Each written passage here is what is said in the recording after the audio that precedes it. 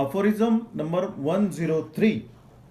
In the same manner as has been taught relative to the epidemic diseases, which are generally of an acute character, the miasmatic chronic maladies, which, as I have shown, always remain the same in their essential nature, especially the sora, must be investigated as to the whole sphere of their symptoms in a much more minute manner than has ever been done before, for in them also one patient only exhibits a portion of their symptoms, a second, a third, and so on, present some other symptoms which also are but a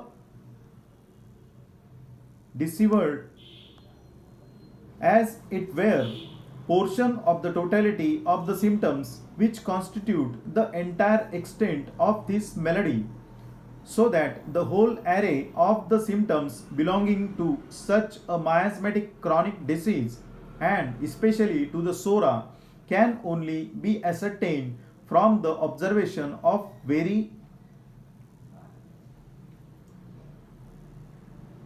many single patients affected with such a chronic disease, and without a complete survey and collective picture of these symptoms, the medicines capable of curing the whole malady homeopathically, to wit the antisorics, cannot be discovered, and these medicines are at the same time the true remedies of the several patients suffering from such chronic affections.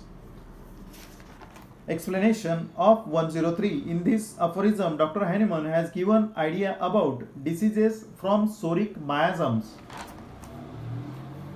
Same way, what has been taught regarding epidemic disease, which are generally of an acute character, the miasmatic chronic diseases always remain the same in their basic nature. Especially, sora must be investigated for its whole sphere of their symptoms in much more minute manner than previous investigation.